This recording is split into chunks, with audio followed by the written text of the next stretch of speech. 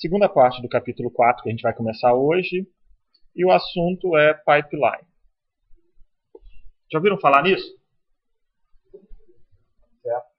A ideia geral de pipeline é uma das formas que nós temos para melhorar o desempenho do processador. Certo? A implementação do processador que vocês vão usar é muito parecida com a que a gente viu até agora. O processador que a gente trabalhou com ele é capaz de executar instruções. Então, a partir desse momento, o nosso foco com ele é melhorar o desempenho, facilitar a programabilidade, coisas nessa direção. Mas o processador é esse.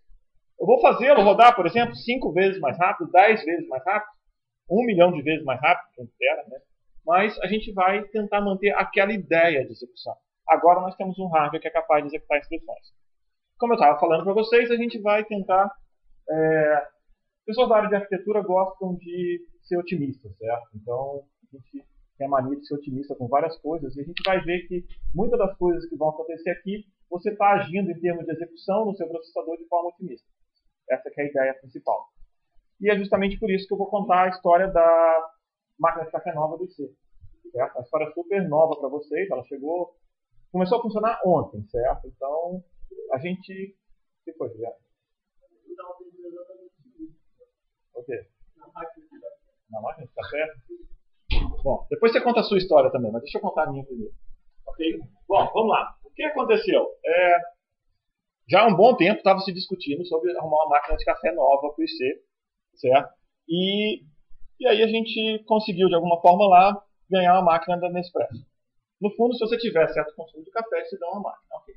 A máquina de Nespresso vai chegar, modelo XYZ. O que você faz? Espera, né? Não é verdade? Não é isso que você faz? Espera. Você sabe a especificação da máquina, você espera. Legal. Passou um tempo depois, chega a máquina. O que você faz agora? Vai descobrir o que precisa para poder instalar a máquina. Você já tinha todo o manual online, agora você vai descobrir. Deixa a máquina chegar primeiro, certo? Ok? Mas a máquina veio do mesmo lugar, 2 lugares distintos, ou 2 lugares juntos, vieram em 2 carregamentos pela mesma transportadora, a máquina e as cápsulas. Obviamente, um chegou na semana, outro chegou uma semana depois. Bom, mas não é isso que eu queria falar com vocês, mas vamos lá. Chegou a máquina, a instalação elétrica dela estava pronta, era só ligar na tomada. E a instalação de água dela, não, porque simplesmente a máquina não estava lá para você fazer a instalação. Quer dizer, você puxar um cabinho e ligar na máquina. Não foi feito preventivamente. Poderia fazer, na verdade.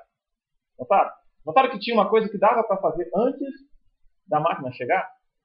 Essa que é a primeira coisa. Bom, próximo ponto. As cápsulas não chegaram. Ok, legal. Cápsula não chegou. Chegaram as cápsulas terça-feira dessa semana. Agora vamos discutir como é que a gente vai fazer para poder enviar as cápsulas. Poxa, mas as cápsulas não iam chegar? Você não sabia que a cápsula ia chegar? A máquina já estava lá, certo? O que acontece? Você espera a cápsula chegar para tentar fazer alguma coisa. Aí depois, é claro, funcionou. No final das contas, tem café novo lá no IC. Mas o que eu queria chamar a atenção de vocês é que quando você está pensando em executar alguma coisa do processador, a gente não faz isso aí. A gente sabe de operações que vão acontecer. Está tentando se segurar, gente? Ok. Bom. Não é de graça. Oi? Seu orientador não te dá um café? Seu orientador não te dá café? Você já foi na minha sala depois que a máquina chegou? Aham! Quem faltou reunião essa semana? Quem faltou reunião essa semana? Não precisava gravar isso, né? Bom, você também não foi depois que a máquina chegou, tá vendo? Bom,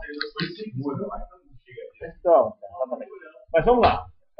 O que acontece? Por que eu estou falando isso? Pensa da seguinte forma. Até agora, a gente já viu algumas funcionalidades que a gente podia executar no processador, certo? E a que mais chamou a atenção de alguns de vocês foi que a gente incrementa o PC, lembra daquele monociclo? Logo de cara, incrementa. Poxa, mas e se for uma instrução de salto? Não quero saber, a gente faz, executa a instrução de salto. E a ideia de pipeline é levar isso mais ao extremo ainda. A gente consegue dividir a execução de instruções em vários pedaços. E é justamente para isso que a gente vai fazer. Quebra cada pedacinho e roda ele. Certo? E na hora que você está fazendo um pedaço, deixa outro pedaço do seu processador rodar outro pedaço de outra instrução. Então a gente vai quebrar a instrução em vários pedaços e num dado momento a gente vai chegar a ter 5 instruções sendo executadas simultaneamente. Só que não 5 instruções inteiras. 5 pedaços distintos de 5 instruções diferentes sendo executadas. Individualmente, cada pedaço você já sabe que está sendo executado. Okay? A ideia do pipeline é, você já vai saber cada pedaço que está sendo executado, mas você vai executar 5 instruções. Essa que é a ideia. Okay? Então, o livro usa bastante um exemplo aqui de uma lavanderia. Certo? De uma forma um pouco diferente, vamos dizer assim, ou por recursos diferentes, mas ele usa um exemplo de uma lavanderia, que é o que a gente vai começar a tentar mostrar aqui. Depois a gente vai generalizar e trazer para o nosso processador.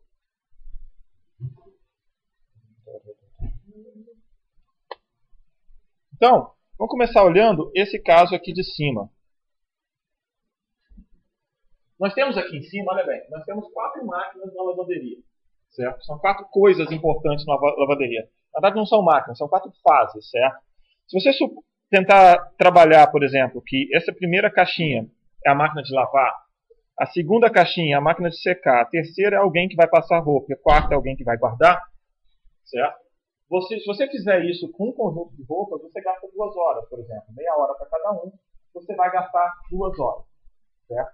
E aí, depois que você terminou esse, você pode virar, certo? E vai começar de novo. Então você gasta mais meia hora para cada uma das 4 fases e 2 horas depois você conseguiu outro lote de roupa passando. Certo? No entanto, se você pensa que você tem uma lavanderia profissional, você pode tentar fazer isso de uma forma um pouco mais otimizada. No fundo, o que a gente vai tentar fazer aqui? Uma alternativa bem interessante é você pegar, começa lavando uma roupa, certo? Terminou de lavar isso aqui, você já pega a segunda e começa a lavar a segunda. Terminou, você pega a terceira e começa a lavar a terceira. Terminou, você pega a quarta e começa a lavar a quarta. Ok? E aí, na sequência, se eu terminei de lavar a primeira, eu vou passar a primeira. Desculpa, vou secar a primeira. Certo? A mesma coisa a gente faz com a segunda. A mesma coisa a gente faz com a terceira. E a mesma coisa a gente faz com a quarta. Notou isso? Certo? O que acontece? Eu posso fazer exatamente a mesma operação, agora passando as roupas. E depois a gente pode guardar a roupa. O que acontece é que num dado momento, vamos pegar aqui, ó, 7h30, você tem roupa sendo guardada, roupa sendo passada, roupa sendo seca, roupa sendo lavada. Notaram isso?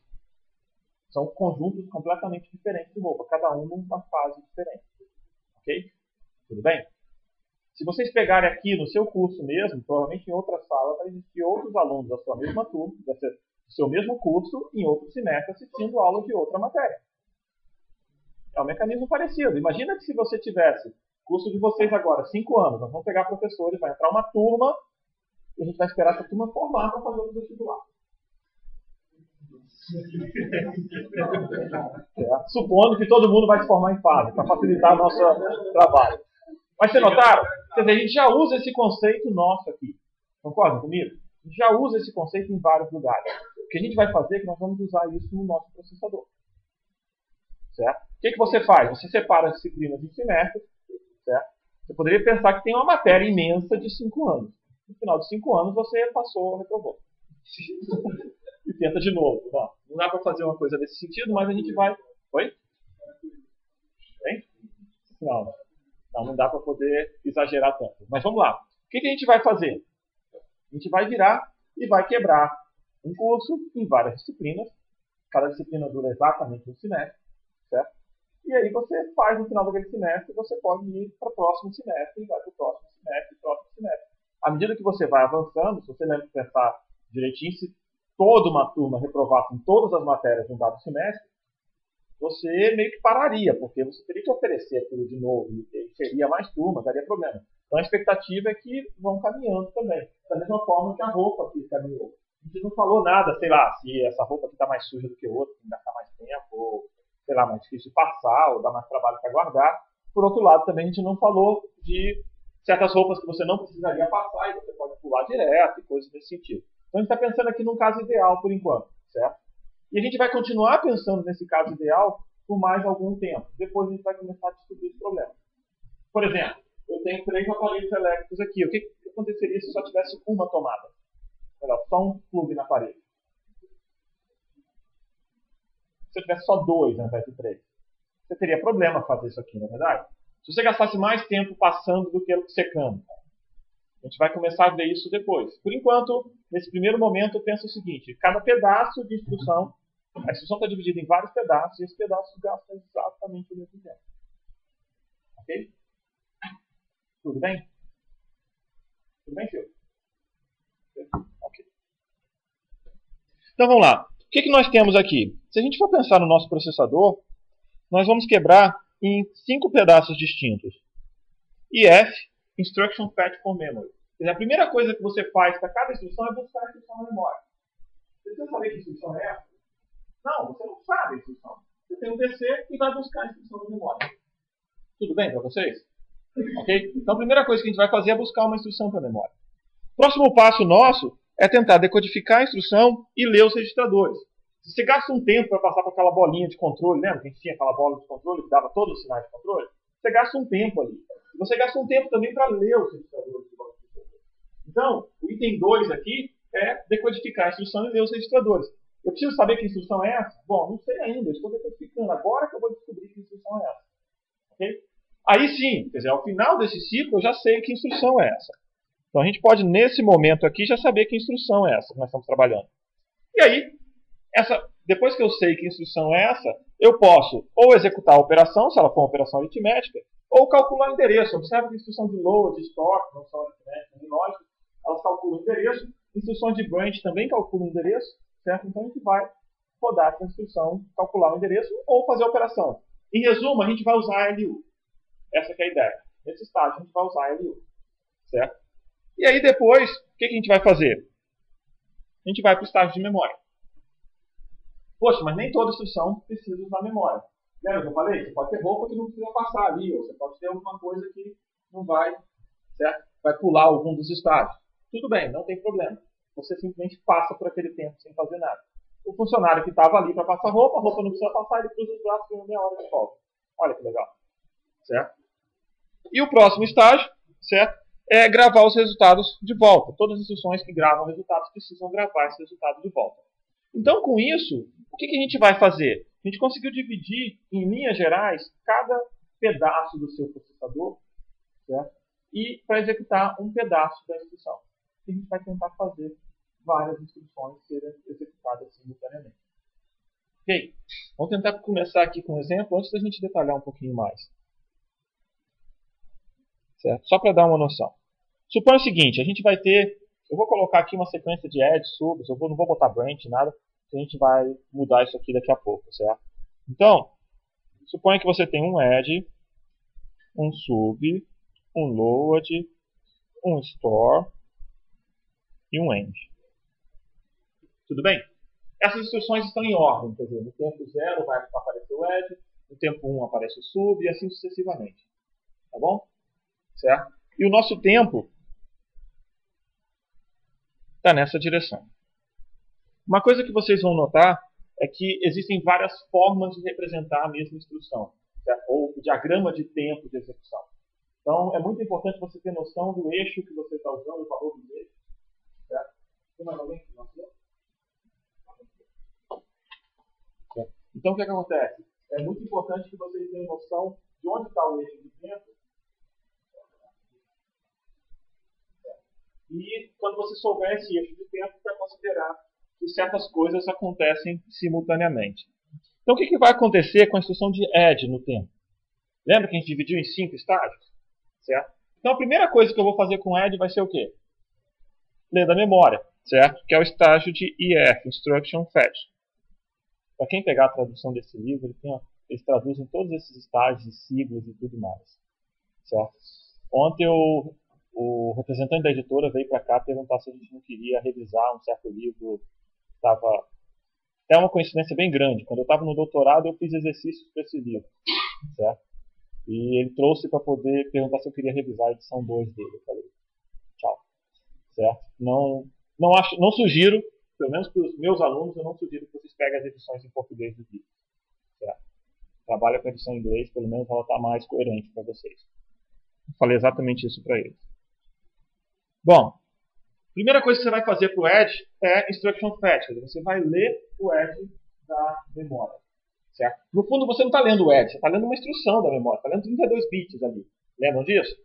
O próximo passo é você fazer a decodificação dela. Certo? Então, nós temos aqui o Instruction Decoder. Certo? O que significa isso? Eu vou decodificar essa instrução e vou ler os registradores dessa instrução, simultaneamente. Aí a pergunta que fica é, poxa, essa instrução tem registradores distintos, ela pode usar 2 registradores, pode usar 1 registrador, pode usar nenhum registrador. Por que você vai ler os registradores? Certo? Simplesmente porque não faz mal para ninguém ler os registradores, e usando um pouco daquele efeito da máquina de café, eu não precisaria esperar tanto tempo para saber que eu precisava de uma tomada para a máquina de café. Ok? Então é um pouco dessas duas coisas para a gente. Então nós precisamos colocar, certo? Nós podemos ler os registradores sem afetar o desempenho do processador. Então nós vamos ler os registradores das instruções. O próximo passo é o passo de execução. O que significa isso? Eu vou executar o comportamento do ED. Eu vou fazer a soma propriamente dita. Certo? Aí vai aparecer, certo, o estágio de memória. O ED usa memória? Não, né? Ele não usa memória. Mas como isso é físico, ele vai passar por esse estágio e vai ficar sem fazer nada lá. Depois a gente vai discutir algumas coisas nessa direção. Certo? E por último aqui, nós temos o estágio de write back. É quando você vai escrever a resposta do ED no banco de registradores de novo. Tudo bem? Então o ED foi executado. Legal? Só que é o seguinte, quando o ED liberou o estágio de instruction fetch, que é um pedaço do meu processador, o que a gente pode fazer? Eu posso começar o segundo, então eu posso fazer o instruction fetch do segundo aqui. Certo? Então eu posso começar a executar a próxima instrução. Certo? Ok? Quer dizer, eu terminei o primeiro semestre de uma turma, ela foi para o segundo semestre, eu coloco outra turma no primeiro semestre. Olha que legal. Funciona. Certo? Depois que eu terminar o instruction fetch da nossa primeira instrução, a gente vai poder fazer o instruction decoder. Eu vou poder decodificar uma instrução e ler os registradores dela. E aí a gente vai poder continuar com isso. Quer dizer, logo depois que eu decodificar, eu vou novamente poder executar essa instrução. Certo? Eu vou poder executar o sub. O que significa isso? No ciclo anterior, eu acabei de fazer uma soma. Nesse ciclo agora, eu vou fazer uma subtração. Tudo já estava preparado para mim. Diga.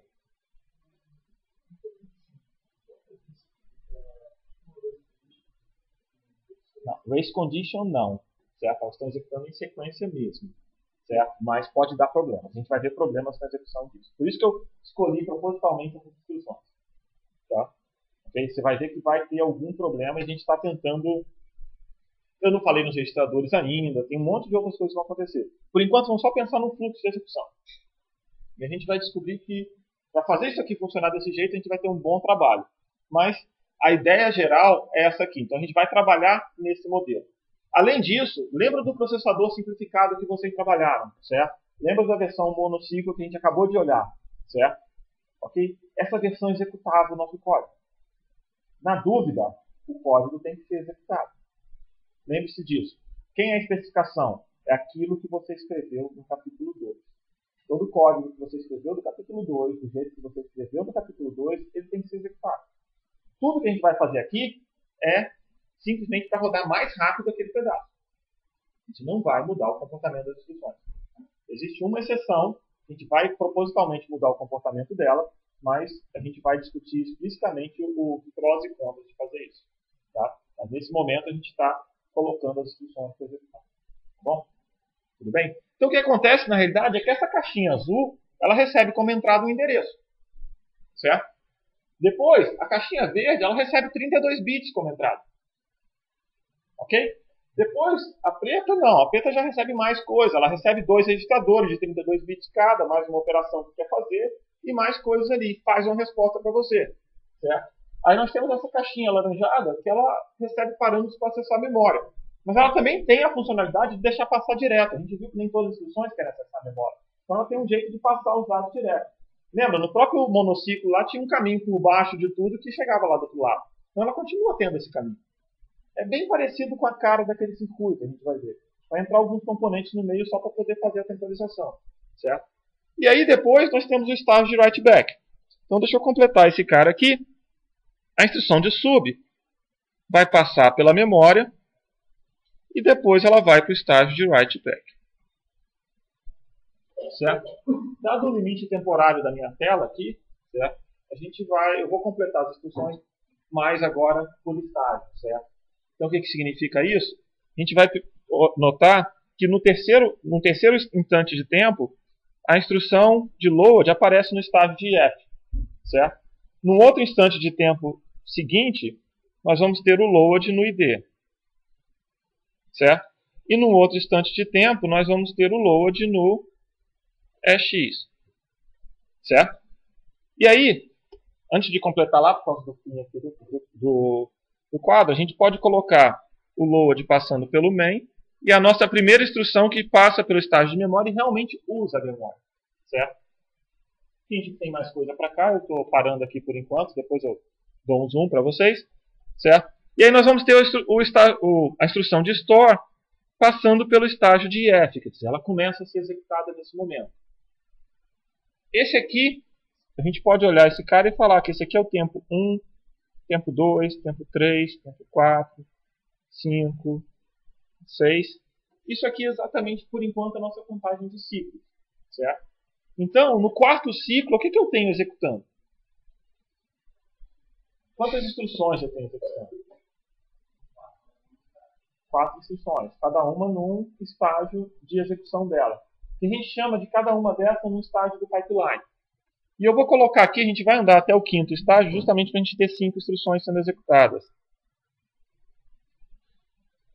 Certo?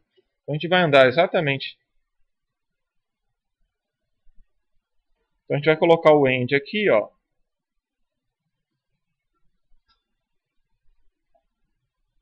Agora nós estamos no quinto ciclo de clock. Nós temos o quê? Nós temos 5 instruções sendo executadas. Certo? Nós temos 5 instruções sendo executadas. Supondo, novamente, a gente fazendo aquela mesma analogia com a lavanderia. Supondo que cada instrução gasta 10 nanosegundos para ser executada. Desculpa, cada ciclo desse é 10 nanosegundos. Quanto tempo eu gasto para executar uma instrução? Cada ciclo desse é 10 nanosegundos. 50 nanosegundos. Quantas instruções meu processador executa em 50 nanosegundos? Hein? Uma, né? Em 60. 70. 1000 nanosegundos. Vai chegar próximo de quantas? Próximo de 100. A tendência é que se você fizer um tempo muito grande, é quase que, no caso, é quase dividir aquilo ali por 10. Que a gente vai tentar mostrar isso aqui intuitivamente e matematicamente para vocês.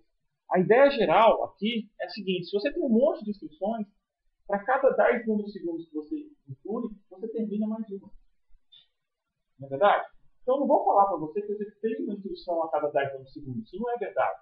Mas que eu terminei uma a cada 10 nanosegundos é verdade. Certo? Então, eu não vou falar para você que eu executei uma instrução por ciclo, mas a sensação é essa. Tá? Eu gasto 5 ciclos para executar uma instrução, mas como eu tenho 5 instruções sendo executadas simultaneamente, é como se eu executasse uma instrução por ciclo. Ok? Essa que é a ideia que a gente quer. É essa a nossa meta. Dá para ser mais rápido? Ciclos por instrução. O tempo por instrução continua sendo 5 ciclos por instrução. Mas, se eu executar um programa de 100 instruções aqui, qual vai ser o CPI? Quanto tempo eu gasto para executar um programa de 100 instruções aqui? Oi? Não, 1000 não é verdade, né? Lembra que eu mostrei para vocês? Eu arredondei para 1000. Não vai entender. Vai? Quanto tempo eu gasto para executar um programa de 5 instruções? Vamos lá. Tudo bem, para vocês olharem e fazerem com a pessoa que está aí do seu lado, assim. Certo? Então nós temos aqui, ó, cada ciclo 10 nanosegundos. Vamos colocar aqui 5 instruções.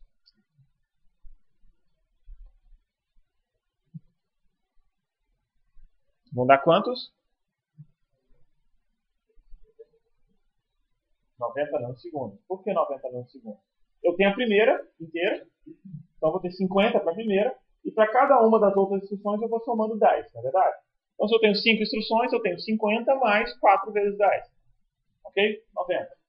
Se eu tenho 100 instruções, o que a gente vai ter? 50 mais 99 vezes 10.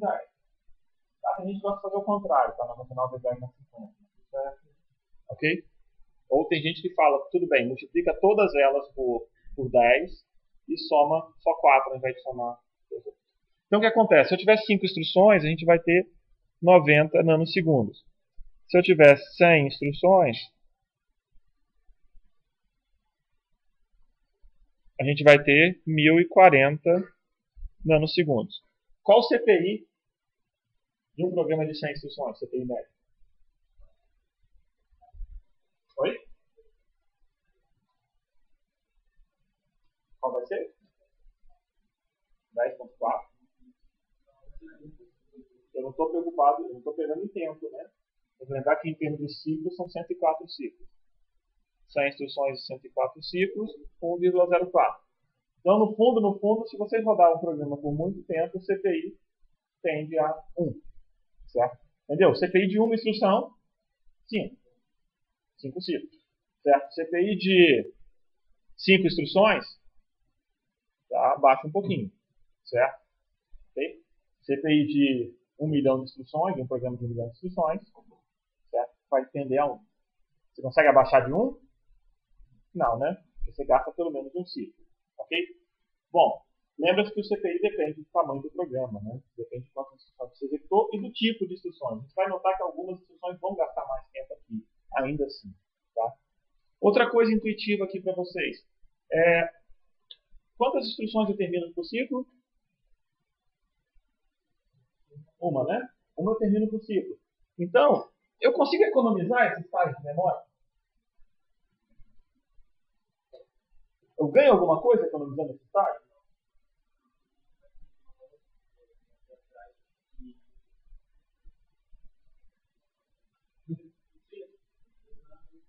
Quantas instruções eu termino por ciclo se eu tirar o estágio de memória? Oi? Por enquanto a gente está supondo tudo em um ciclo ainda. Elas vão ser memoráveis, mas por enquanto não. Eu posso empacotar. Não pode pular pedaço. Por que não? E se eu quiser? Hein?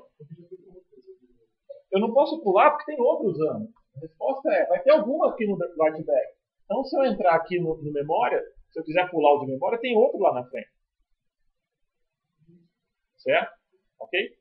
Então vai ter outro aqui na frente. Ah, mas aí o outro poderia ter pulado antes. Aí o outro poderia ter pulado antes. E antes. Mas de repente você vai chegar numa instrução de load que gastou o memória. Então essa não poderia ter pulado, essa teria que ter ficado. Então, você colocando em sequência, certo? Você colocando as operações de pipeline, colocando os estágios de sequência, garante que você termine um por ciclo. E mesmo que você conseguisse completar, você ainda assim faria um por ciclo. Certo? Terminaria uma instrução por ciclo. Certo? O que significa isso? Eu não vou conseguir fazer mais rápido diminuindo o pipeline. Tá? Okay? A priori, em termos de número de ciclos. A gente vai começar a ver questões de implementação mais para frente. Então, por enquanto, a gente está só discutindo algumas coisas de linha mais intuitiva. Tudo bem? Okay? Então, o que nós temos agora? Nós temos um pipeline que ele é capaz de executar instruções do nosso processador. Certo? E tem uma outra questão interessante, é que é o seguinte, quando essa primeira instrução nossa aqui está nesse estágio, quem está no estágio de write back? No nosso exemplo, ninguém, né? Mas se o seu processador está rodando de verdade, tem alguém lá. Tudo bem? Só para lembrar que você nunca começa a executar, exceto no momento que você liga o seu processador, tudo bem? Depois disso, sempre vai ter algum programa. A gente vai marcar e vai supor que começou do zero, tá? A gente vai fazer vários exemplos começando do zero. Ok? Bom, então nós já falamos sobre temporização. Nesse primeiro momento, nós estamos supondo que todos os estágios, cada pedaço do pipeline, que a gente vai chamar de estágio, todos os estágios gastam o mesmo tempo. Ok? Essa é a primeira coisa. Todos os estágios vão gastar o mesmo tempo. Certo? Ok? Próxima coisa. A gente já conseguiu supor, está trabalhando com isso, que as nossas instruções podem ser executadas em paralelo. Eu posso executar um pedaço de um e um pedaço da outra. Tudo bem? Ok? Problemas para vocês? Não.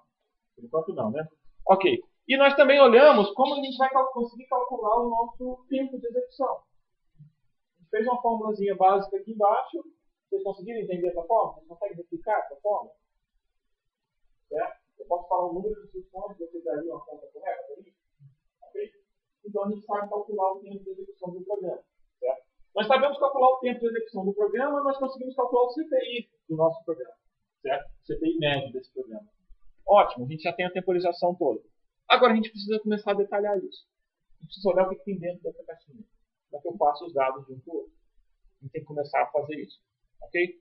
Então, o que eu vou pedir para vocês? Eu vou colocar agora, eu vou pegar essas mesmas instruções, certo? Só que eu vou fazer algumas coisas para vocês começarem a sentir onde estão os problemas. Ok? Então, o que eu vou fazer aqui? Eu vou pegar um novo slide, certo? E aí eu vou anotar as instruções aqui para a gente. Então, a primeira instrução era um add, a segunda é um sub, depois nós temos um load, um store e um end. Tudo bem? Então, a gente vai começar com um add.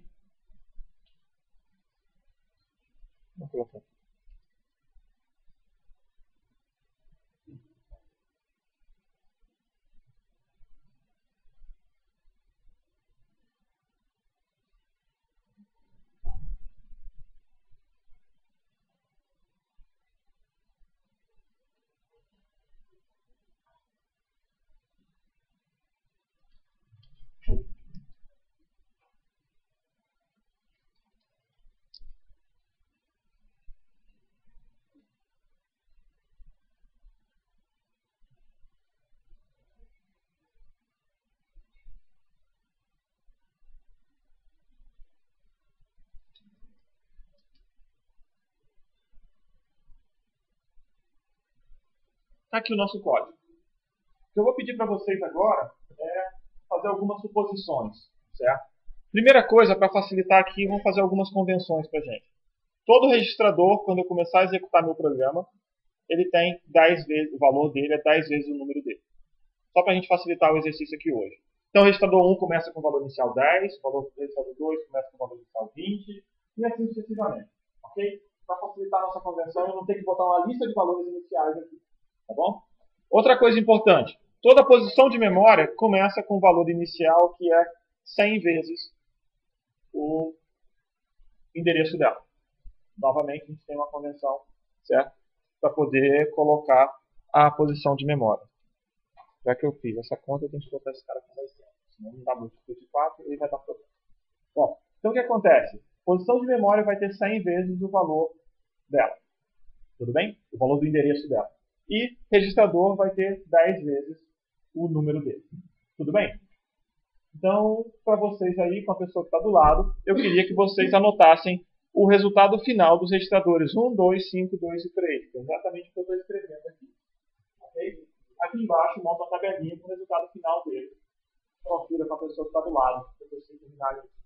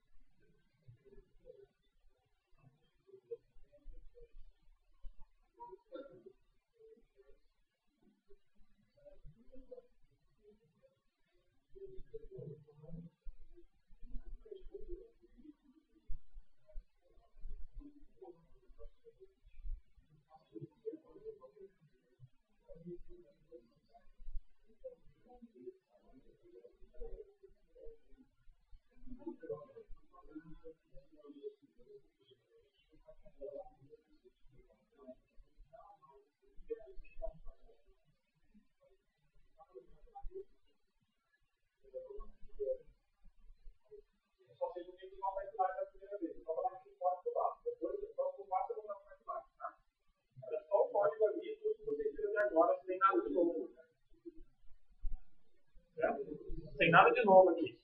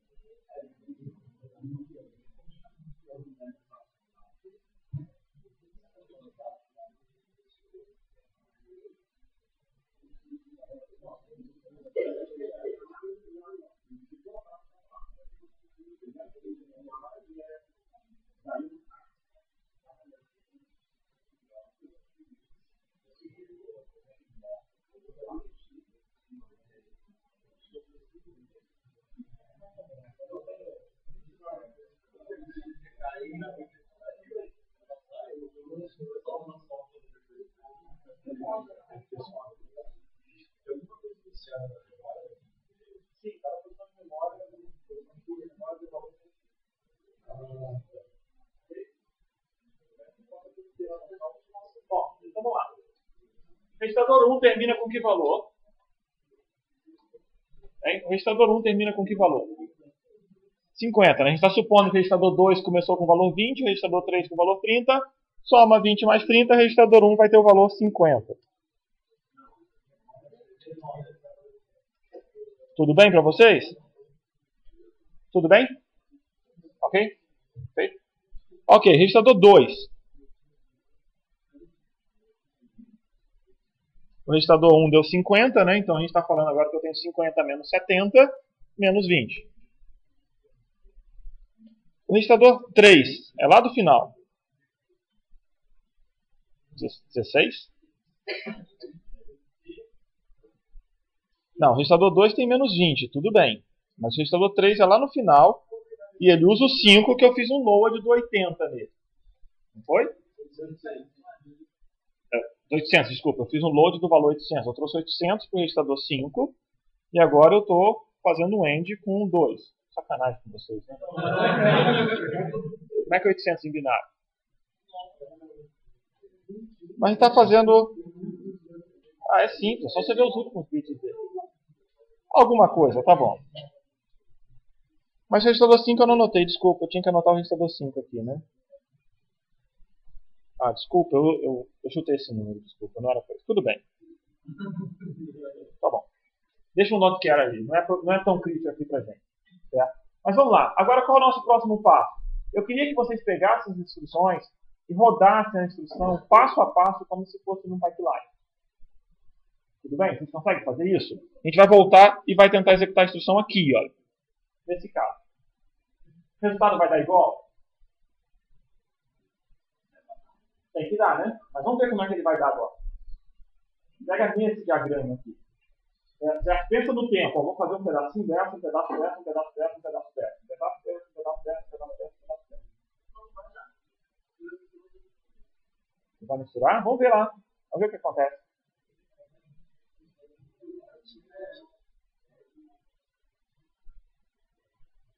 Tudo bem, cara? Viu a bagunça que vai acontecer?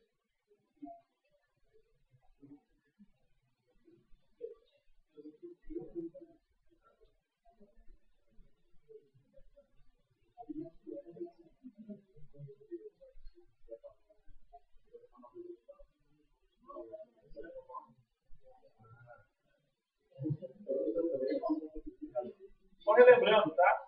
A gente só guarda o resultado do registrador, do nosso registrador, e guarda aquele múltiplo estágio. Só lá no dado dele eu gravo a resposta da minha resposta. Não é outra coisa.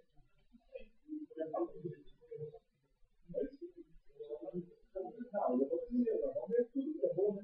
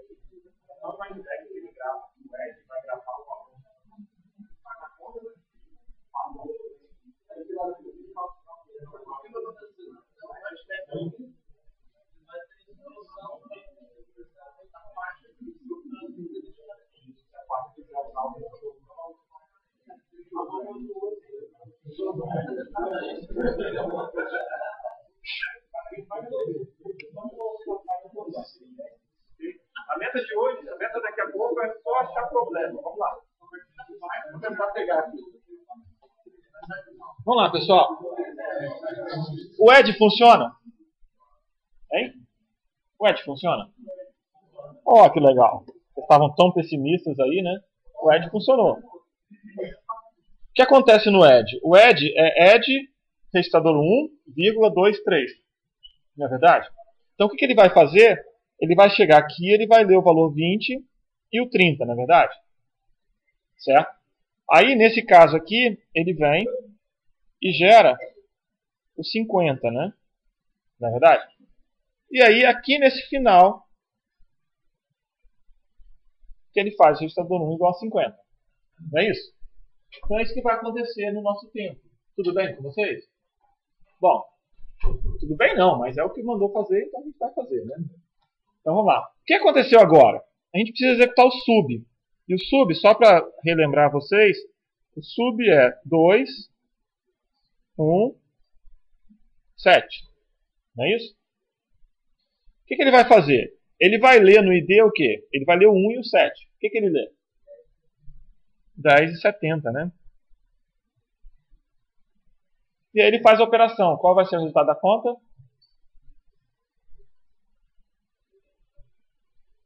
Certo? Oi? Certo? Menos 60. Ele vai passar pelo main e vai fazer a gravação no registrador 2. O que ele vai gravar no registrador 2? Menos 60. Quanto ele tinha que ter gravado? Menos 20. Então esse cara aqui já bagunçou a nossa história, né? Certo? O load. O que o load quer fazer? O load não é tão problemático, né? O load ele quer...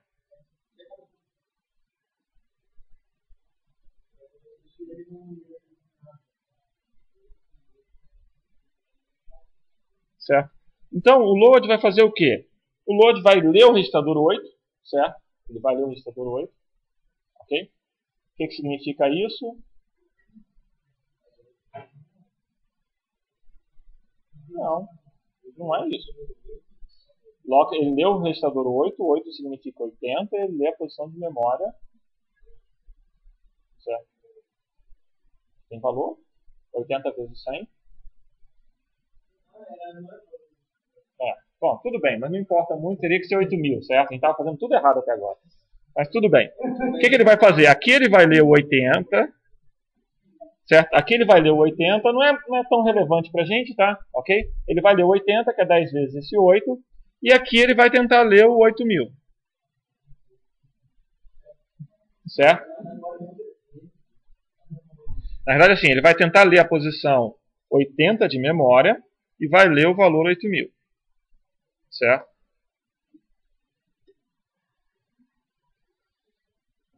Ok? Ele vai ler o valor 8.000. Em algum momento depois, ele vai guardar esse 8.000 no registrador 5. Certo? E o store? O que o store faz? Certo? É o 2, 10. Então ele vem aqui, o store vai pegar e vai ler o 10. O que significa isso? Ele vai ler o valor 100. Certo? Em algum momento aqui, deixa eu só completar agora.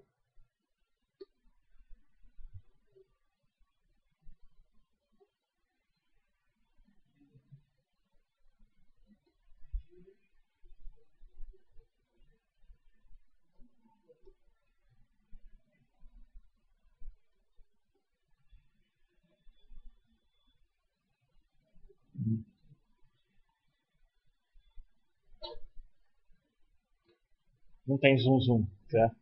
É só um zoom aqui. Bom, então vamos lá. O store vai fazer o quê? Ele leu 100, logo ele vai ter que ir na posição de memória. Vai ler o 10.000 e vai guardar o 10.000, certo? Não vai guardar nada, vai guardar simplesmente na posição 10.000, certo? E ele guarda o registrador 2. Opa, qual o valor que ele vai ler? Ele vai ler o 2 também, né? O que ele vai ler do 2? 20. É o valor correto? Não é o valor correto, né? Ele também já erra aqui. E aí nós temos o nosso end. Já erramos o suficiente, vamos deixar o end para depois. Depois a gente fala o end, faz o end aqui. O que aconteceu aqui? Aquela ideia super legal que eu falei para vocês. Desmoronou completamente, não é verdade? E agora? Diga, Vitor.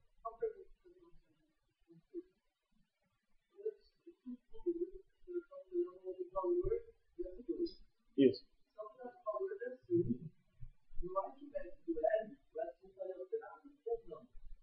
Se for simultâneo, sim, você pode considerar ele alterado. Quer dizer, no momento que ele está gravando no banco de registradores, no mesmo ciclo você está lendo, você lê o valor novo. Tá? Ok? Então, se você gravar no banco de registradores, você consegue ler o valor novo no mesmo ciclo. Isso é possível de fazer, a gente vai considerar isso na nossa implementação. Tá? Mas quais foram os problemas aqui? O grande problema é que você tem uma distância de execução, você gasta 5 ciclos para executar uma instrução. Então, uma outra instrução que depende dela vai ter que gastar um tempo, esperar um tempo para esse resultado funcionar. Certo? Só pensando o seguinte, pensa que a instrução nossa, a segunda instrução, ao invés de ser um sub, certo? Fosse uma instrução de branch. E suponho que esse branch vai saltar. E o grande problema é que o branch só vai conseguir calcular o endereço no terceiro estágio. Logo, ele só salta no quarto estágio. Quantas instruções você executaria antes de descobrir que você tem que ter saltado algum tempo atrás? Doutor, se você colocar uma instrução de branch, ela vai pegar a próxima instrução, ela vai pegar mais uma, vai pegar até no momento que ele vai calcular e vai atrasar. E aí o que você faz com essas instruções? Vai ter que descartar essas instruções, certo? Aí nós temos uma coisa interessante do nosso circuito. A gente vai ver mais detalhes disso. Calma, Alexandre. Certo? A gente vai ver mais detalhes sobre isso, certo? Mas a gente tem uma questão bem importante do nosso circuito, que é a seguinte. Eu só efetivo o resultado de qualquer instrução se ela for um store, eu efetivo no quarto estágio. Se ela não for um store, eu vou efetivar no quinto. Okay? Então, a única instrução que eu efetivo no quarto é o store, as outras eu efetivo só no quinto. Isso quer dizer o seguinte, se eu chegar, aquela primeira instrução está correta, agora pensa que a sub não está correta, e ela chegou ali, se eu parar a sub no estágio de memória, eu não fiz nada errado. Nota, se eu conseguir tirar a instrução de sub daqui, jogá-la fora, até o estágio de memória, eu consegui garantir que o meu resultado, eu não estraguei nada. Você tem que pensar que eu posso ter uma instrução com essa cara, olha, eu posso pegar um add,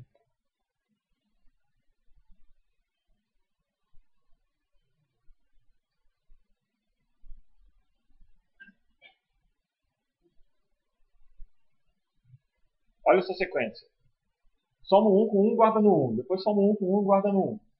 Certo? Então, se você guarda o resultado dele, nele mesmo, certo? Você sujou essa instrução. Se você jogar essa instrução aqui, ela não é possível de ser reproduzida corretamente. Uma vez que você guardou o resultado no registrador 1, você perdeu esse valor. Então, o que acontece? Nós temos alguns problemas. A gente chama isso de hazard no particular. São esses problemas que a gente já viu. Certo? O que acontece aqui? O primeiro deles, que é o principal que acontece aqui, é que eu precisava ler um determinado valor, por exemplo, no registrador 1, eu precisava, no ciclo 3, conseguir ler o resultado do registrador 1. Infelizmente, ele só ficou pronto lá no ciclo 5 que ele foi gravado. Certo? Notaram isso?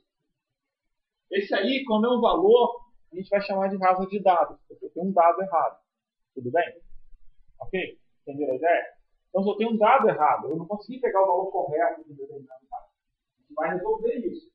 Mas isso aí é chamado de hazard de dados. E a gente tem um outro tipo de hazard, que é chamado de hazard de controle, que é aquele branch que a gente falou. Você bota uma instrução de branch, até a instrução de branch descobrir que ela tem que saltar, melhor, até que você descobrir que ela é uma instrução de branch, fazer a conta, certo? E ver, tinha que ter saltado, você já botou um monte de instrução de backline. Esse aí é chamado de hazard de controle. Você tem um fluxo de controle do seu programa, ele está indo na direção errada. A gente vai ter que corrigir isso. Ok? Existe um outro hazard que não acontece no nosso pipeline. Ele é chamado de hazard estrutural. Certo? Lembra que quando eu usei o mesmo mecanismo da lavar roupa e tudo mais? Que eu perguntei para vocês, se eu só tiver uma tomada. Esse é um hazard estrutural. Quer dizer, eu não consigo fazer duas coisas. Eu tenho os componentes, mas eu não posso fazer duas coisas ao mesmo tempo, porque falta algo. Então, se a gente tivesse, por exemplo, que usar duas ALUs simultaneamente, eu não ia conseguir. Isso aí seria um hazard estrutural. A gente não tem no nosso pipeline. Tá? Então, a ideia do hazard é um problema que acontece e vai, teoricamente, afetar a minha execução, embora a gente vá encontrar solução para eles. Certo? E aí, só para a gente voltar no nosso código, deixa eu pegar esse código aqui. Uma característica bem interessante que a gente vai começar a descobrir onde tem hazard é se a gente conseguir olhar as instruções. Certo? Você vai poder pegar as instruções e tentar descobrir quem depende de quem. Certo? Esse registrador 2 ele vai ser lido de onde? Quem escreveu no 2? O sub, né? Certo? Tudo bem? Esse 3 aqui que a gente está escrevendo aqui, tem alguma influência daquele 3 da primeira instrução? Não. E esse 2 aqui? Mas ele tem a influência da instrução anterior. Ok? Então, vai ser bem importante para a gente conseguir marcar a dependência de dados no nosso código. Quem gravou o resultado desse registrador? Em linhas gerais, nosso pipeline tem quantos estágios? 5. Se eu tiver uma distância de 5 de uma instrução da outra, se eu tiver 5 instruções do meio, é irrelevante. Mas se a gente olhar direitinho, dá para 4, né? Porque, certo? Se tiver 4 ali no meio, significa que elas nunca vão estar juntas. Se eu tiver 3 no meio, vai ter problema? Será? Vou voltar aqui. Onde eu leio o registrador? No segundo estágio. Onde eu escrevo nele? No quinto. Quantas instruções cabem no meio? 2. Então, o nosso problema, se eu tiver 2 instruções no meio, isso significa que um pode estar no IB e o outro no write-back. Isso não gera problema também. Concorda comigo? O que significa isso? Eu estou falando para vocês que essa instrução de add, certo? Não consegue afetar o store.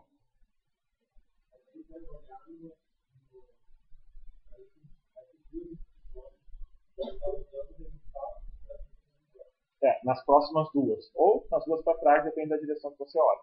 Certo? O seu grau de influência em 2 instruções. Para frente ou para trás. Certo? Você sofre influência de 2 instruções que já passaram e influencia 2 instruções para frente. Tudo bem? Ok? Então a gente tem essa ideia em linhas gerais. Ok?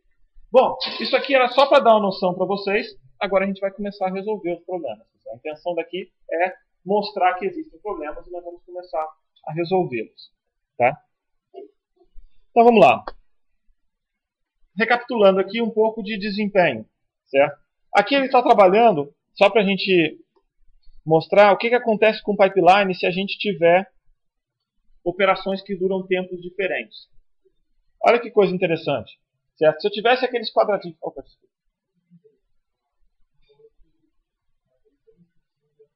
já não tem reflexo. E o register read, se você está escrevendo no banco de registradores e lendo ao mesmo tempo, a gente vai supor que você lê o valor que está lá, novo. Você lê sempre novo, então isso não seria um problema. Tá? Essa é a nossa suposição. Certo? É condizente com o nosso modelo pelo seguinte, você coloca o valor na entrada do banco de registradores no início do ciclo. Você só faz a leitura no final do ciclo. Você tem exatamente um ciclo inteiro para efetivar esse ciclo, certo? Então é bem condizente. Ok? Bom. Opa.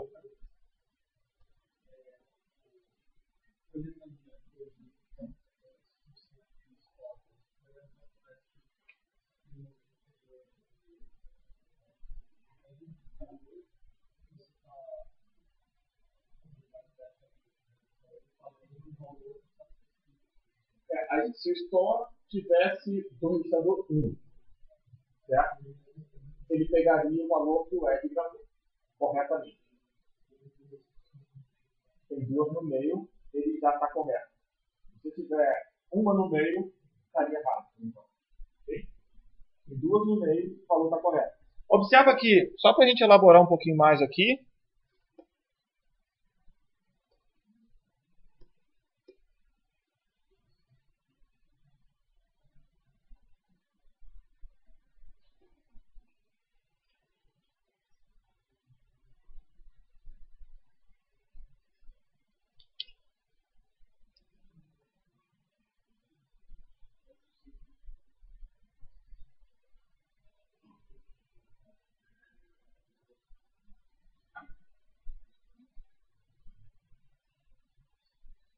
olha esse caso. que aconteceu? Quais são as dependências aqui? Oi? BQ, 1, 4 e fim. Então nós temos o 1 e nós temos o 4. Tudo bem? Então só para mostrar um pouco de dependência para vocês. Uma outra coisa que pode acontecer, e o branch equal ele não tem problema de, certo? Ele não gera nenhum dado, certo? Agora a gente pode fazer isso aqui.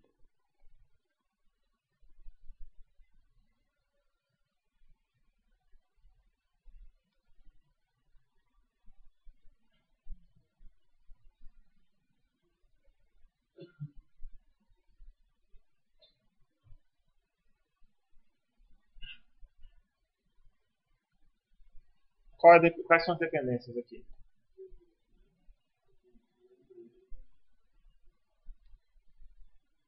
E esse cara aqui, de onde ele pega? Ele tem que pegar do sub, na verdade? Ele tem que pegar do de baixo. Certo? Essa é a ideia. Então, se eu tiver várias instruções gravando no mesmo registrador, eu coloquei um exemplo de propósito mostrando que você consegue, duas instruções seguidas gravando no mesmo registrador e o código fazendo sentido, você vai pegar do mais próximo. Igual a gente estava esperando. Certo? Quer dizer, é exatamente a intuição da execução do código que você esperava.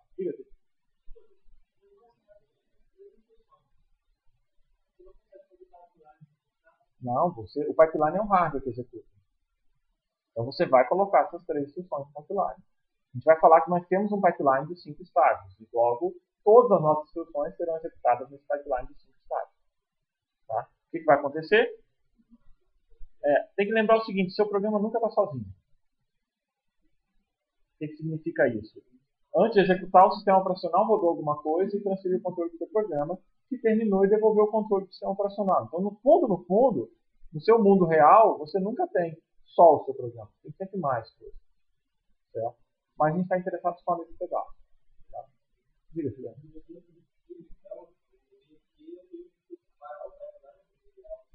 De alguma forma, sim. Certo? A gente vai ver formas de melhorar isso. Tá? Mas de alguma forma a gente deveria esperar que os resultados ficassem corretos. Tá bom? Ok? Bom, então vamos lá. A primeira coisa que a gente vai falar então agora é um pouco mais de detalhes sobre temporização. Uma coisa bem interessante. Suponha que a leitura do banco de registradores gastasse 100 picosegundos. Ok? Tudo bem? E a gente vai ter qualquer outro estágio 200 picosegundos para poder rodar. Certo? O que aconteceria? Se a gente pensasse instrução por instrução num datapath monociclo, certo? A gente poderia ver que uma instrução no total poderia ser executada mais rapidamente. Por exemplo, vamos começar com a instrução de load. A instrução de load vai gastar 200 picosegundos no fetch.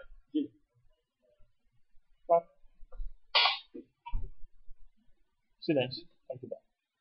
Bom, o que nós temos aqui? Uma instrução de load no estágio de instruction fetch, ela gastaria 200 picosegundos. Afinal, todos os estágios gastam 200. Aí você vai fazer uma leitura do banco de registradores, mais 100. Uma operação na LU, mais 200. Acesso à memória, mais 200. E escrita no banco de registradores, mais 100. Dá um total de 800 picosegundos. O que é estranho, a gente não falou que o pipeline, todos os estágios gastam ao mesmo tempo?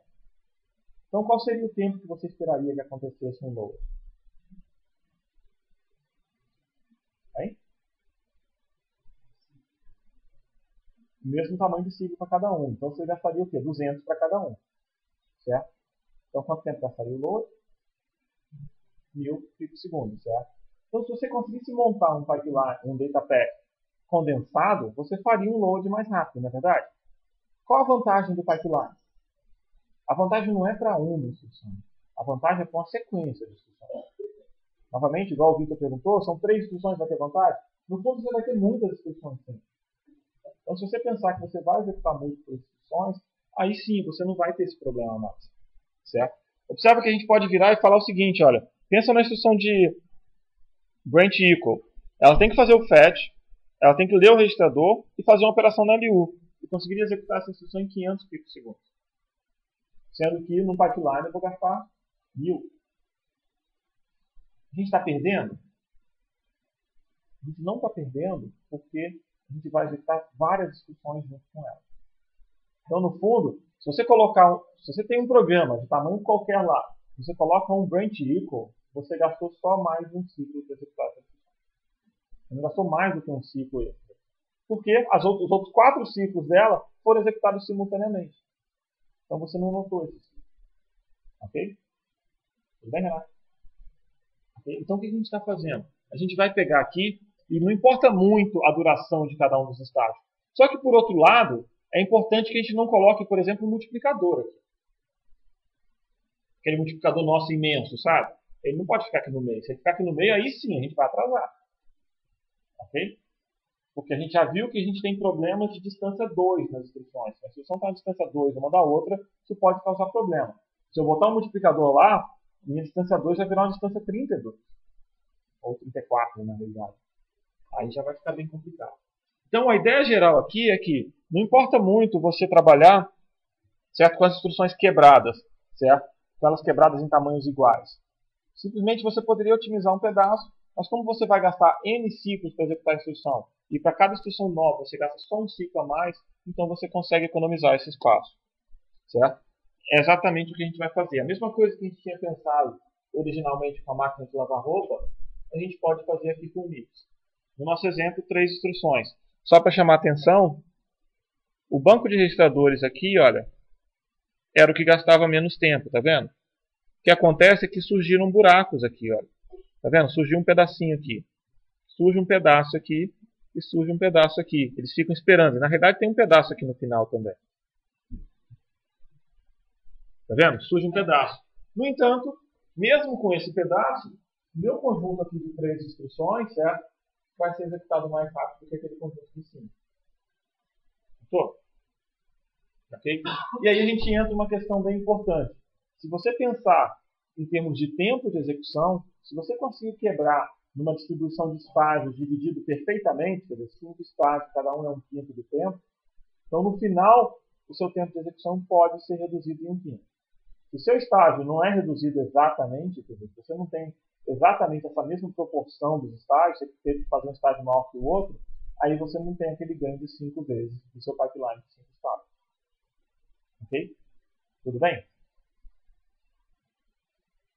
Certo? Feito, senhores? Bom, então vamos olhar aqui. O que acontece? Se você conseguir fazer a suposição de que todos os estágios estão balanceados, certo? Todos vão gastar ao mesmo tempo, certo? Então o tempo para a gente ter as instruções, certo? No pipeline é o tempo de execução das instruções fora do pipeline dividido pelo número de estágios. Então eu consigo dividir a execução em 5, por exemplo, que é o número de estágios que eu tenho no pipeline. Olha que legal! Então, por que eu quero fazer 5 estágios? Vou fazer 6. Vou ficar mais rápido? Vou fazer 7. Hein? Aumenta a dependência também. Mas eu vou resolver a dependência daqui a pouco. Vou fazer 8. Vou fazer 9. Duvida? Poxa, meti isso. Bom, vamos lá então. Daqui a pouco a gente resolve. Eu vou fazer 9. Eu vou fazer 23, igual um Pentium 4. Você vai. Oi? Era horrível? Por quê? 23 estágios, olha que legal. Alguém virou e falou, mais um estágio, melhor. Então vamos botar mais um, mais outro, melhor, mais outro, melhor, mais outro. O que acontece? Uma questão importante aí, nós temos algumas questões importantes de implementação no pipeline. Eu vou falar nesse momento, a gente vai voltar com isso mais para frente. Realmente, se eu conseguisse fazer todos os estágios de mesmo tamanho, intuitivamente você vai ganhando desempenho. O grande problema é que as suas instruções não são independentes. Se elas fossem independentes, aqueles problemas que a gente encontrou todos aqui, lembra no primeiro exemplo meu, quando eu botei os parâmetros dos registradores? Tudo funcionou perfeitamente, né? Eu rodei 1/5 do tempo. Certo? Se a gente fosse rodar a instrução sem parâmetros, ótimo. Só para você ter uma ideia, 80% das instruções de programas típicos pegam o seu parâmetro de 1 ou 2 instruções para trás. Sabe esse problema grave que você estava achando ali, ou aquela suposição de que é o fato grave? Acontece 80% dos casos. Hein? É vantajoso porque a gente tem que resolver esse problema aqui agora. Se ele afeta 80% dos casos, ou você resolve ou chora. A gente não vai poder chorar, né? Então, vamos lá. Ok? O que a gente vai fazer aqui? A gente vai resolver. O problema é o seguinte, então. Se você tem um pipeline perfeito, você divide o tempo de execução sem pipeline pelo número de estágios que você tem no pipeline. Ok? Se a gente não tem um pipeline perfeito, aí a gente vai ter que fazer a conta, porque a gente vai ter algum desperdício de tempo na versão do pipeline que não vai nos dar o desempenho máximo. Tudo bem? Ok? Calcula o tempo de execução da versão sem pipeline e calcula o tempo de execução da versão com pipeline. Ok? E aí nós temos uma característica bem interessante aqui, certo? A gente tem arquiteturas, certo? RISC, e elas surgiram de forma... Na verdade, elas foram projetadas propositalmente para permitir questões relacionadas à pipeline. Permitir que problemas que acontecem no pipeline sejam facilmente resolvidos. Vamos lá. Primeiro estágio do pipeline eu faço o quê? Fetch. O que é isso? Eu vou na memória e pego a instrução. Mas calma aí. Qual o tamanho da instrução? Então eu vou na memória e pego 32 bits. Certo? O problema da arquitetura Intel é que uma instrução pode ser de 1 a 17 bytes. E eu só vou saber isso no segundo estágio, o tamanho dela. Não é verdade? Porque, olha bem, no primeiro estágio eu vou buscar a instrução da memória, mas eu só sei que a instrução é essa no segundo. Imagina uma arquitetura x86 se você tiver que fazer um pipeline. E olha que fizeram de 23 estágios. Oi?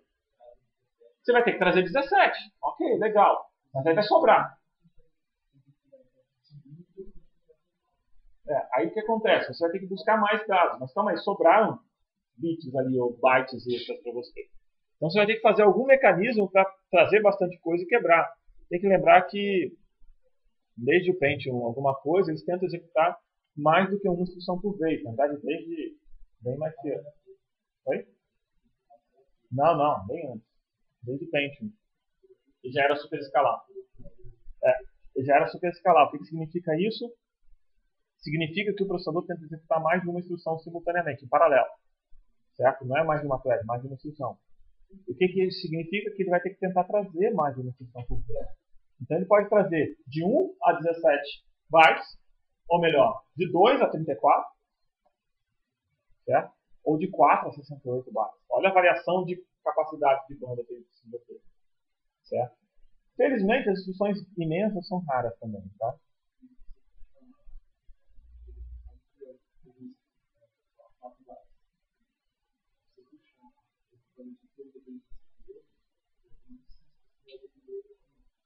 Se eu puxar as instruções para frente, mas eu vou ter que decodificar todas elas.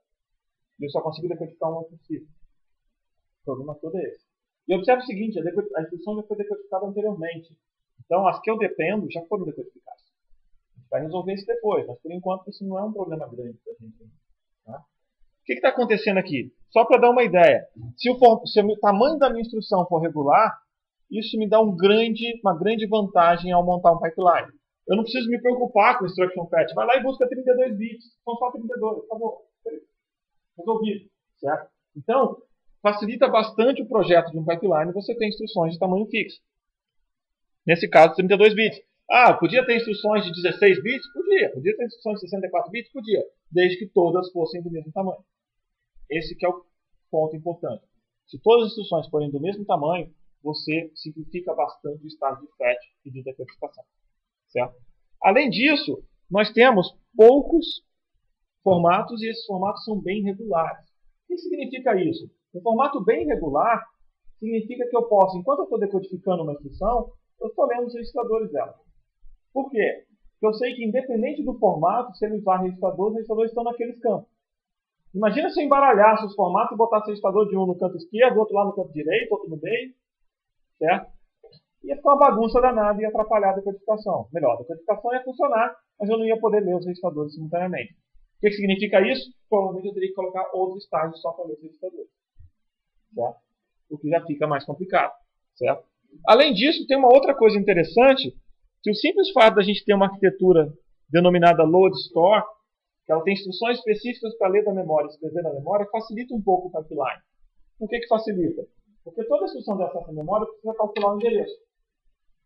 Então ela calcula o endereço no terceiro estágio e usa esse endereço no quarto.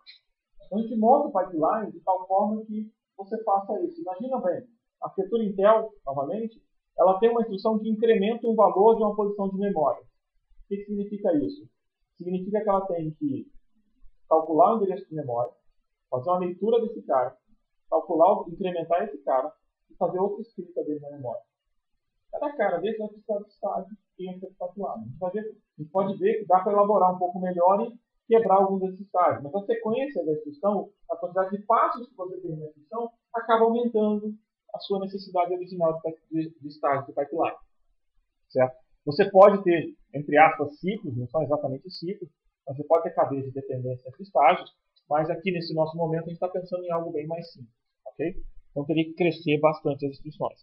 E além disso, a gente tem que fazer acesso à memória alinhado. O MIPS pede acesso à memória alinhado, porque com isso eu só preciso fazer um load ou um store naquela posição de memória. Não preciso fazer 2 loads. Se o acesso fosse desalinhado, eu ia pegar 2 bytes de uma palavra e 2 bytes da outra, eu teria que fazer 2 loads. Logo, eu ia gastar mais tempo no estado de memória. Então, cada uma dessas coisas, separadamente, facilita a implementação do pipeline. Certo? Colocá-los separados é possível, pular cada uma dessas, tirar uma restrição é possível, mas eles incluem complexidade no nosso circuito. Ok? Bom, e aí a gente entra no que a gente tinha falado aqui, os hazards. Certo? Bom, o hazard é um problema que vai te atrapalhar a executar a próxima instrução, ou duas para frente, como falando. Certo? A gente vai falar muito do hazard de afetar a próxima instrução, porque na hora que você detecta o hazard, você para uma instrução. Se a sua influência está na outra para frente, você simplesmente para só a outra, mas você sabe o momento do hazard. Então, a gente sempre fala que o hazard afeta uma instrução, alguma coisa para frente. Tá? Ok? Lembra daquele edge? A gente tinha um sub logo embaixo. O hazard vai afetar o sub, o edge vai passar normalmente.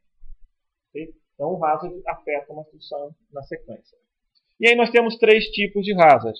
Certo? O hazard estrutural, ele tenta usar algum recurso que está ocupado. Como eu disse para vocês, a gente não tem no nosso pipeline hazard estrutural. Certo? Nesse momento a gente não tem. Vocês vão ver mais para frente que aparece algo próximo disso quando a gente estiver falando de cache. Mas por enquanto a gente não tem um hazard estrutural. Hazard de dados, você precisa esperar o resultado de alguma operação antes da outra funcionar. Certo? Ok? E o hazard de controle. Certo? O que significa um hazard de controle? Você precisa tomar uma decisão, certo? Mas você precisa primeiro calcular uma instrução do branch e você não sabe disso, ou não sabe do branch, ou não sabe o destino do branch, mas já tomou essa decisão de executar a próxima instrução. Esse é o hazard de controle. Okay? Você tem um if, você deveria ir para o else, mas você foi para o then. Depois você vai ter que voltar e anular esse cara todinho. Ok? Tudo bem? Bom, então vamos lá, para a gente fechar um pouco dos hazards. Certo? O que acontece? O hazard de controle, você está querendo evitar o uso de um único recurso. Né? Então, se você pensar num pipeline MIPS com uma única memória, não é o nosso caso, o load store vai querer acessar os dados, mas o instruction fetch também quer acessar a memória. Então, 2 estágios do pipeline, o IF e o main, vão querer acessar a mesma memória. Eu só tenho uma memória. Só um pode executar por vez. Quem ganha?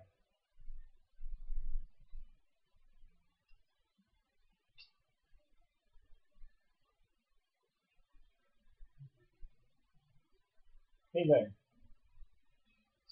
de chances, gente. Vamos lá. Um vai ganhar. Vamos lá. Quem que você acha? O load ou o memória ou o instruction fetch? Oi? O último que escreve? Não estou preocupado com o escreve load, não vai escrever, nem o instruction fetch vai escrever. O memory? Por que você espera que o memory ganhe?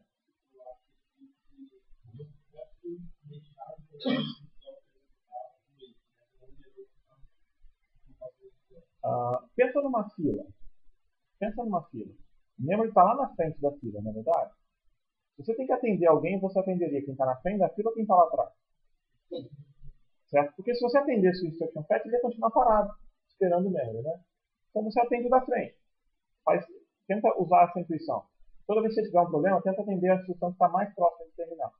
Qualquer coisa que acontecer, ela continua, a outra vai parar, tudo bem, mas as outras continuam andando. Tá? É que você tem que fazer, atenda a instrução que está mais na frente da sua vida. Certo? Ok? Essa que é a intuição por trás. E aí, com isso, então, se a gente tiver esse problema, a gente vai forçar que o memory faça a leitura. E aí vai aparecer um conceito novo para a gente, um conceito chamado de bolha no pipeline. O que é uma bolha? Eu não consegui ler uma instrução. O que vai aparecer no pipeline? Uma bolha. Agora, a parte mais engraçada é que a bolha é representada como uma nuvem, tá? Só para poder mostrar, não sou eu que sou mal desenhista, certo? Mas pelo menos ilustra bem para vocês. O que significa uma bolha no pipeline? Uma bolha no pipeline significa o seguinte: não tem nada sendo executado naquele estágio. Ok? Ou melhor, o que é não ter nada sendo executado naquele estágio? A gente já falou que bits sempre tem valor. Então, aquele estágio, se você passar uma bolha pelo estágio de memória, você não vai fazer nem leitura nem escrita na memória. Se você passa uma bolha no estágio de write-back, você não grava no banco registrador. Lembra aquele read-write? Você vai botar valor zero nele, não grava. Certo? Então, no fundo, uma bolha no pipeline significa você tirar os sinais de controle e botar eles sempre no mínimo de operação necessário. Certo? Então, por exemplo, você não vai pedir a Lil para fazer alguma operação? Não, você pode simplesmente falar que você não quer que ela faça a operação. Tá? Você vai pedir a memória para fazer escrita ou leitura? Não, não vai fazer leitura. Isso é uma bolha andando no pipeline. Toda vez que acontece algum conflito desse, você pode colocar uma bolha e resolve. Então, naquele nosso código lá, o circuito poderia automaticamente injetar bolhas em todos os lugares que tinham dependência para separar as instruções. Certo? O que significa que a gente praticamente teria uma instrução, duas bolhas, uma instrução, duas bolhas, uma instrução, duas bolhas, certo? De nossa execução toda. O que não é tanta vantagem assim, concorda comigo? Certo? Acabei de ganhar 5 vezes desempenho, agora estou perdendo 3, né? Certo? Já não está dando muita coisa. A gente vai melhorar mais ainda isso. Mas por enquanto, certo? Ok? Por enquanto, bolhas resolvem nossos problemas. Toda vez que acontece algum problema no seu processador, bolhas vão resolver. Tudo bem? Ok? Então, só para voltar aqui, recapitular a questão da bolha. Volta nesse diagrama. Ok? Quantas bolhas eu precisaria ter aqui? Nem todas são independentes, né? Vamos lá? Vai executar esse código direito. Passa a conta aí e conversa com a pessoa que está do seu lado.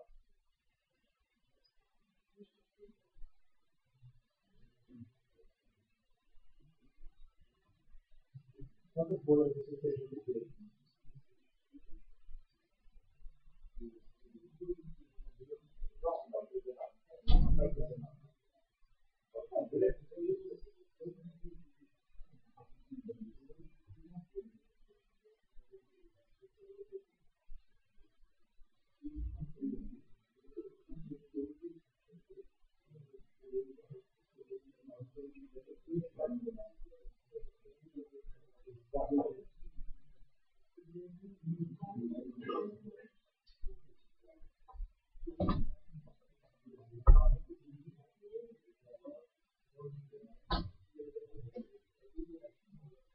E lembrar que a bolha te dá um ciclo de folga, né? 2 bolhas, 2 ciclos, 3 bolhas, 2 ciclos, 4 bolhas, 4 ciclos, e assim sucessivamente. Você provavelmente nunca vai precisar adicionar mais do que 2 bolhas por vez. Não por enquanto.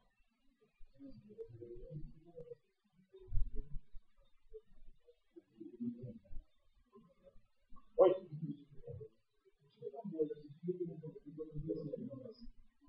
Você for uma bolha antes do seu? Ok, já passou. O mundo é que tem 2 bolhas. Então, para baixo. Para todo mundo para baixo. As outras não, mas está depois de tudo, vai ser detalhado depois de tudo.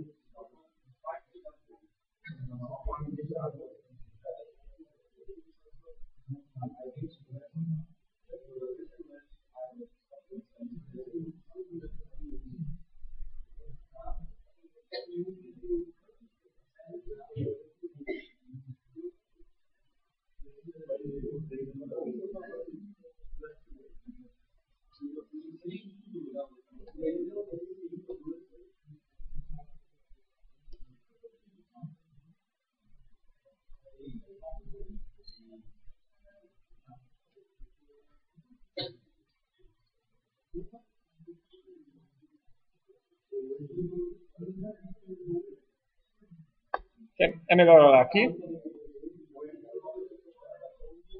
É melhor olhar nesse código? Hein? Pelo código facilita para ver?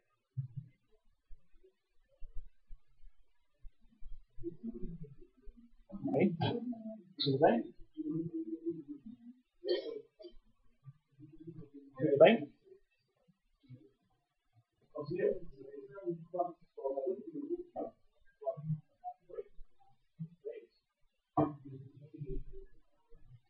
Vamos lá. Vamos tentar ver aqui quanto a gente coloca ali. Então, a gente vai precisar de quantas bolhas aqui?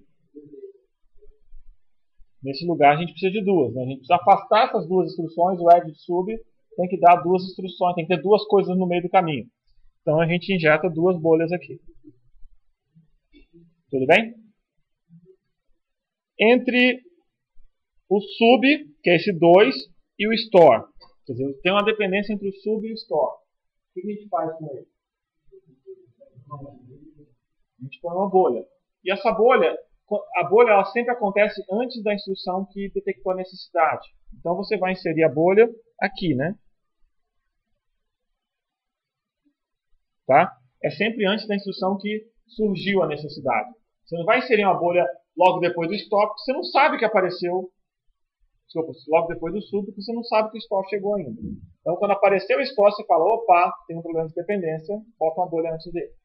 Tá? Para o store e insere uma bolha depois, na frente dele. Bom, e aí, a gente precisa de mais alguma? Não, né? Observa que se a gente colocasse essa bolha aqui, sozinha, entre o sub e o load, a gente ia precisar de outra aqui embaixo. Felizmente, a gente é otimista, supõe que nunca vai precisar, e só coloca na hora e isso já resolveu o problema. Lembra que eu falei de otimismo logo no início? Então, tentem ser otimistas nesses casos aí, você vai resolver o problema de forma mais eficiente. Ok, Juliana? Okay? Então, vamos lá.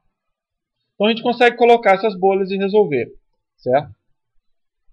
E uma outra coisa importante é que se a gente pensar no Hazard de estrutural, o que está acontecendo aqui no nosso circuito é que o DataPath num pipeline vai precisar de memória de instruções separadas, certo? Instruções e de dados.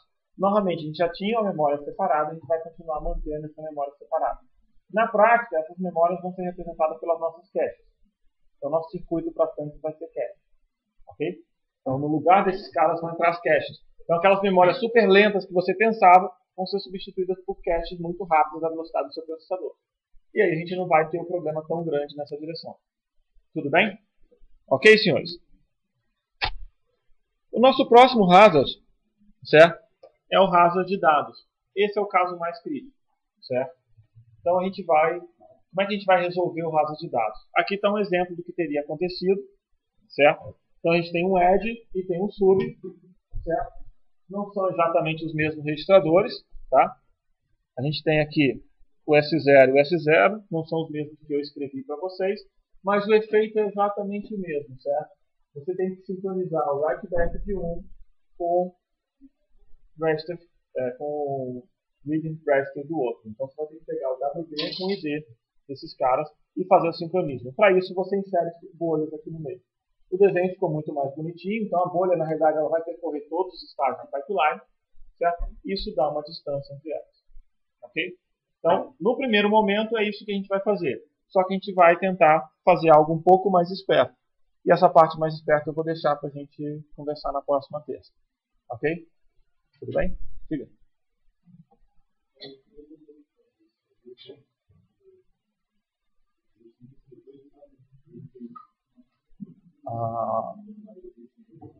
Desculpa. O ID tem que ser alinhado com o WD. Ou posterior, né? Ok? Okay? Dúvidas, perguntas, senhores? Não? Então, por hoje...